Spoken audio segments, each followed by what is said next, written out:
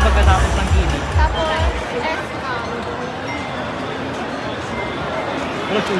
Dinengdeng Festival has always been one of the most anticipated events here in Agoo. A grade 10 student of Agoo KD Special School High School Department from the grade 10 Turquoise, I am Aaron Krishnan and Sapitula. I also want to experience this prestigious event being held only here in Agoo. We have faced lots of challenges during the preparation, but despite all that, we are here to present to you the AKSS.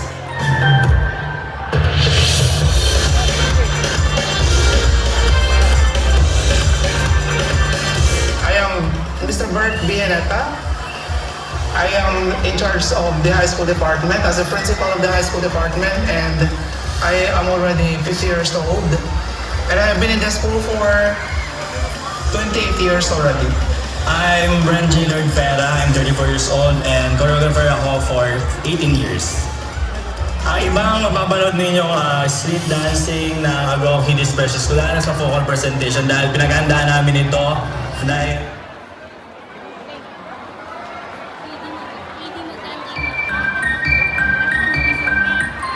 Hello, mabuhay! Kami ang Montessorians. ako po si Glyson Sarah, grade 11, senior high school. Ako po si Nicole May P. Villanueva, grade 11, senior high school. Yung nag-connect ko sa akin talaga is yung mga friends and yung teachers ko po na nagsasabi sa akin na ito pong competition na ito ay napakaraming experience at makakatulong para i-representa ang aming paaralan. Ang hindi ko naman makakalimutan na experience sa pag-iensayo ay ang mga oras na kapag kami ay nag-iensayo ay may halo pa rin katuwaan at hindi lang seryoso.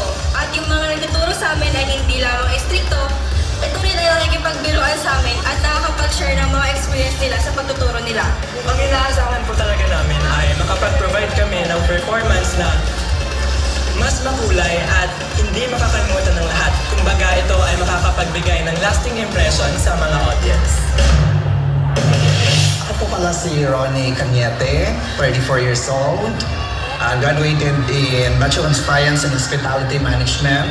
At nagtuturo po ako ng different kinds of festivals in over the Philippines. Napansin po na sa namin is, syempre po, sandiikot pa rin yung concept pala namin sa Dinengdeng at saka kung paano nakakatulong sa turismo ng Agoo. Yung mga dancers namin last year is graduate na po. Pinaghandaan po talaga namin ngayon na mas aangat pa yung performance at saka yung rap namin this year po. Hello, good afternoon. Good afternoon, Kailian. Hello, Agoo. Miss Aba Kohim, the principal of Agoo Montessori Learning Center and High School Incorporated. This is also a memento or a reminiscences na pwede nilang balikan pagdating ng pagsandaan nila or as they step outside the portal of this alma mater. Other than that, they also get to experience kung paano maging part ng history ng Agoo. So, sa Montessori, we encourage everyone to join, hindi lang yung mga dancers, because we believe in inclusive education. So, dancer man o hindi, basta gusto mong sumali, you are welcome to join.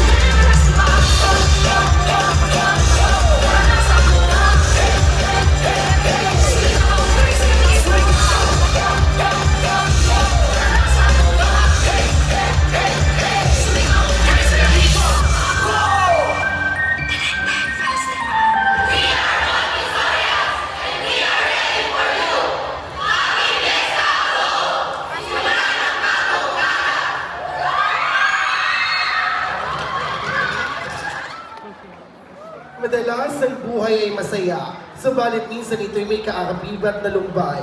May mga luhang nakakubli sa likod ng matatamis ng ngiti, mga kwentong nakatago sa kaibuturan ng puso, mga dasal na sana'y tinakdang panahon ng may lumikha. Ang bawat sugat ay maghihilom, ang bawat higbi ay magiging ngiti, at ang bawat luha ay magiging saya. Ito ang kwento ng isang dalagang may matibay at wagas na pananampalataya sa gitna ng kanyang pangungulila sa kanyang ina. Kwentong patunay na kailanman hindi tayo bibiguin ng pag-ibig ng Diyos. Kung paano hinabi ang bawat hibla ng kanyang pagkatao sa pagdating ng bagong umaga, hatid ay kapayapaan sa isip at puso. Walang kapantay na ligaya. Ito ang kwento ni Monica, ang pagkasangkapan ng Diyos at ni Santa Monica sa ating pinagdiriwang na Dinding Festival upang sa wakas ay masilayan na ang tunay na simula ng bagong umaga.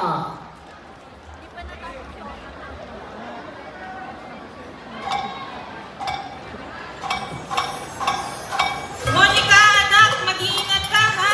Lagi kitang isasama sa panalangin ko. Maraming salamat sa pagmamahal at pag-aaruga, sister. Buong puso ko pong sinusuko at pinagkakatiwala ang aking buhay sa Diyos. Sana mahanap ko na ang aking nanay, sister. Walang imposible sa Diyos, anak. Alam mo na ba ang scarf na nakalakip sa pinambalak sa'yo ng takpan ka namin sa simbahan? Opo, sister. Dala-dala ko na po ang scarf na nagsilbing comfort blanket ko sa buong buhay ko. I love Agoo, sister. Yun ang nakaporda sa aking labi. Doon ko totoo, sister, sa Agoo. Doon ko hanapin ang matagal ko nang hinahanap.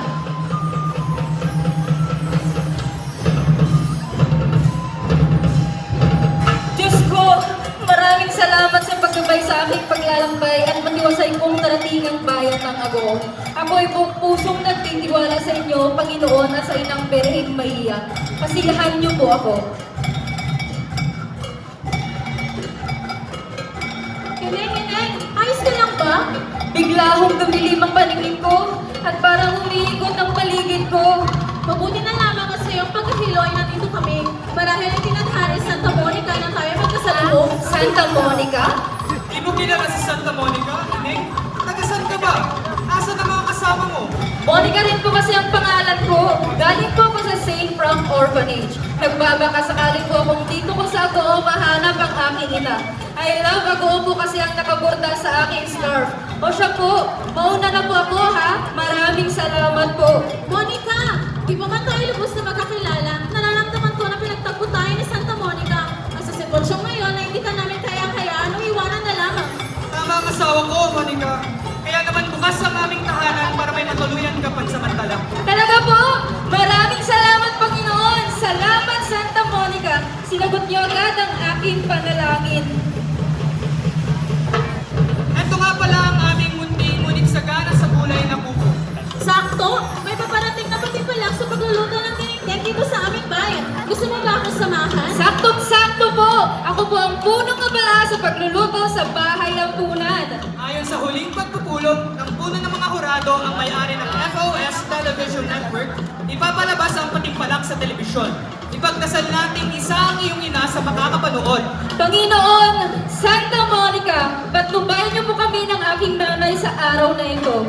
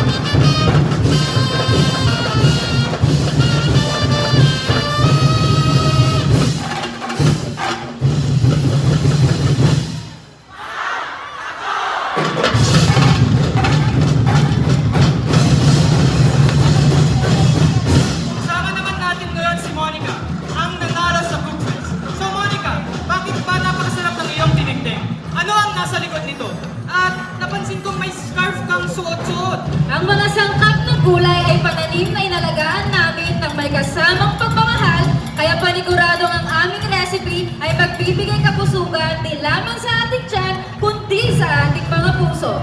Ang scarf naman na ito ay ginawa ng aking tunay na ina. Sana lang nakikita po niya ako ngayon. Di ko po kasi alam kung nasaan siya sa mga oras na ito. Ito lamang po kasi ang tanging ala-alang meron siya sa akin.